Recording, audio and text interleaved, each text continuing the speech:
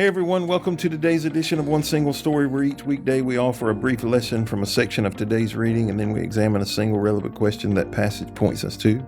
Today I'm joined by Rivenbark, and we're looking at a passage from Job chapter 36. And we're still looking at Elihu and what he has to say. So another skewed aspect of Elihu's perspective can be seen in his belief that God's desire for man's obedience is based only in God's desire to control man.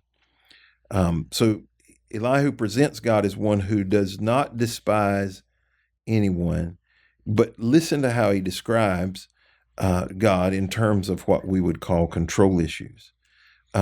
He does not let the wicked live, but gives justice to the afflicted. So in other words, if a man is wicked, God justly brings death to that man. If they're bound in chains and caught up in a web of trouble, he shows them the reason. He shows them their sins of pride. He gets their attention and commands that they turn from evil. Elihu doesn't see correction, compassion, or mercy from God, only control. That's how he is talking about it.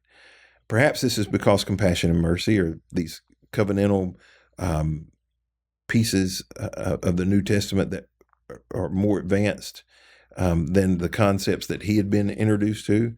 At any rate, when we get into God's reply to Job, which begins in chapter 38, and we're going to talk about that here in a couple of days, we can see that that is not how God represents himself.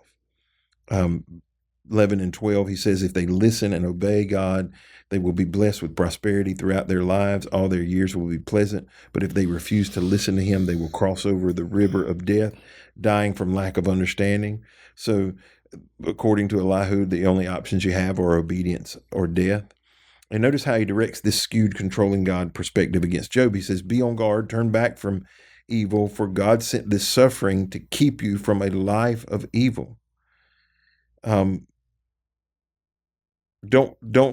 misunderstand this, that this is just this mere idea that there are consequences for sin, because the Bible is clear that both good and bad decisions bring their own consequences. But Elihu's theology reasons backwards. He starts with suffering, okay, and reasons back to the assumption that Job must have evil in his heart. For Elihu, the only explanation for suffering is sin that needs to be brought under control. So we wrestle through this whole concept of our own control issues. So man's control issues are things like wanting to force people to behave according to one's personal preference. Most of that's born out of insecurity. The external world must match that person's internal ideas of what the world should be. So that's their control motivation.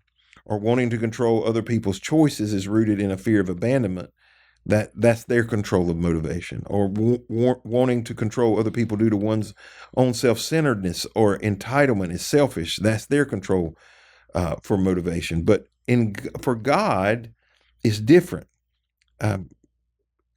God desires people to respond in a way that is actually best for them, for their good, and for his personal glory. That's a correction motivation, not a control motivation.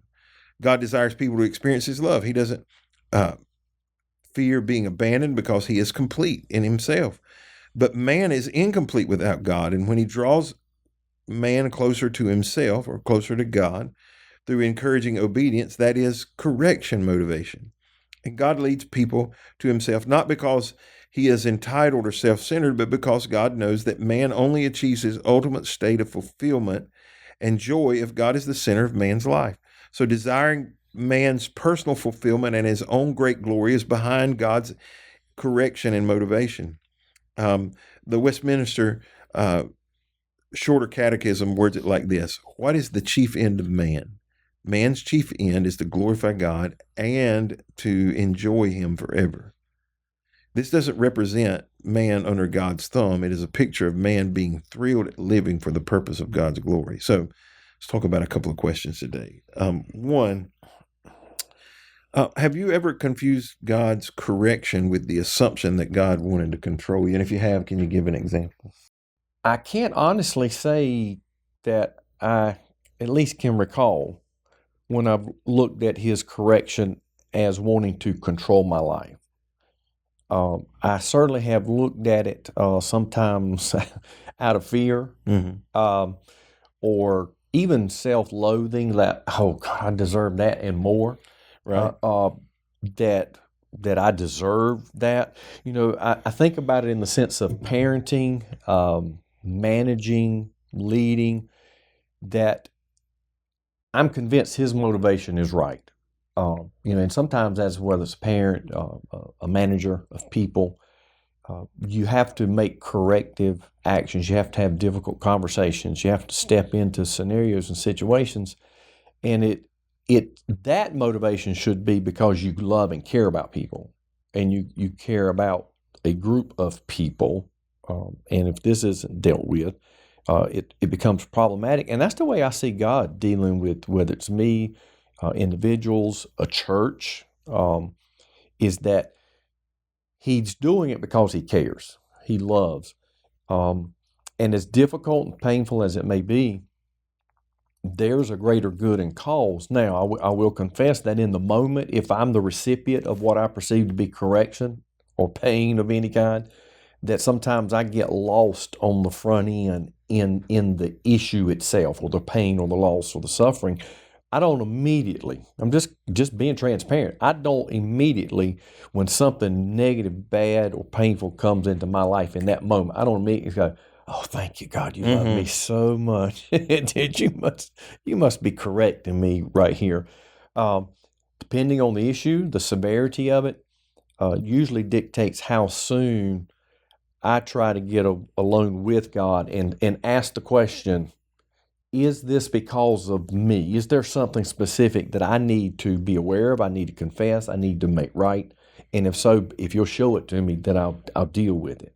If this is something else, He may or may not show that to me, and then you just have to walk by faith. Sometimes that's a long process, and sometimes you may not even know the absolute definitive answer to why that came into your life. But so many times I do know because He shows me. I couldn't think of an example where I thought it was God trying to control me. I think maybe some of it is our own personal experience. We talked yesterday about how personal experiences reflect in that. Yeah.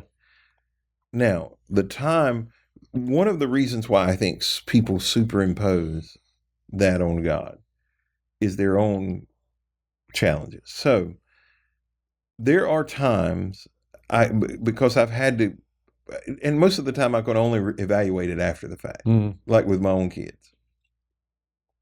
There were times I were telling them to do things because I knew it was in their best interest and they couldn't see it. Right. But in hindsight, there were some times that I probably was doing things for my own self-motivation. Right. I probably was controlling them.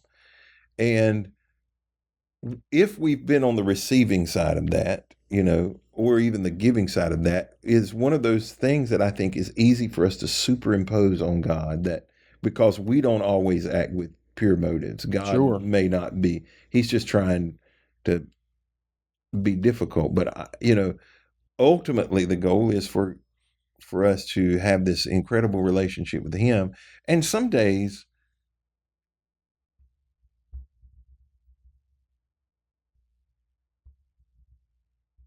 it's not pleasant, right? Some days it just isn't pleasant. And but they have to be learning experiences. Yeah. What am I?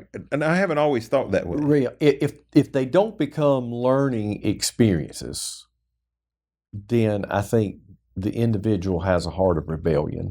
And what I think of when we talk about this controlling versus correction, and the motivation is entirely different.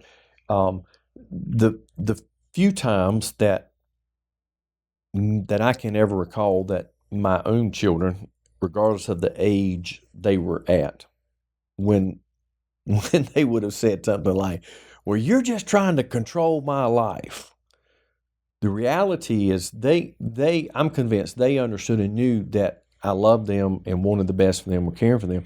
But in that moment, they were more determined to have their way and do what they wanted. So therefore, the control word was used. And they're, again, being transparent, the only very rare few times, because it was dangerous at my house growing up if you had said that, but the times that I ever thought that toward my parents, that you're just trying to control me, The reality is, I was in a moment of rebellion because I just wanted it my way to do my own thing. Now, I've had moments of rebellion, but I never had the guts to say that. No, that's what I'm saying. That would have been extremely. I probably wouldn't be here today. I would have said, "You trying to control me? Stop trying to control me." That's been about how. When I came to. That's right. That's right. No, What happened to your eye? Yeah, that's right. Yes. My daddy's in control. Complete control. Yes. God commands that we worship and obey Him, and only Him.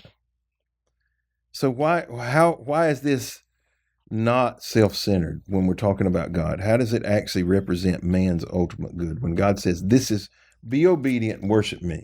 I'm thinking about my grandson who got a new puppy a few months ago, and he loves that dog, and the family loves that dog, and I love that dog. At their house. At their house, absolutely. I can only love him there. I couldn't love him at my house.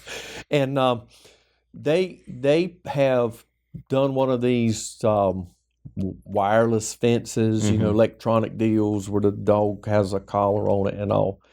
And if the dog doesn't follow the commands, if he doesn't stay within the perimeter, the safety zone that's been established for him, he experiences the consequences. She experiences the consequences, and it's mild to begin with. And if behavior doesn't change, it intensifies until there is absolutely nothing about that setup that was done to, quote, control that dog. Every bit of it was to protect her because she's incapable right now of staying within safe boundaries. And it was done for her good and for the family's good so that they can enjoy life together for a long time. And I don't know that I could summarize it any better than what God's plan and purpose is. He has boundaries, safety measures in place, and sometimes he has to correct us. We hope that it's mildly so that we then listen and obey. And sometimes he turns up the juice on us because we're hard-headed, stubborn, or repetitive, and but it's always for our good and for the good of the family, and it's always motivated out of love. It's not to control. And we don't know we don't like it in that moment. I'll have conversations from time to time, and I'm like, you should reflect on this. You should think about this. You should process this. But if we don't, we'll just go, oh, they're just trying to be mean.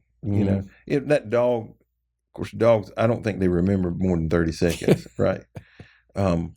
They get in routine. They build routines. And over time, the Lord wants us to build routines that grow the relationship with Him, that we live. Well, thank you for joining us today on this edition of One Single Story. We hope you'll be back tomorrow as we continue a conversation from the book of Job.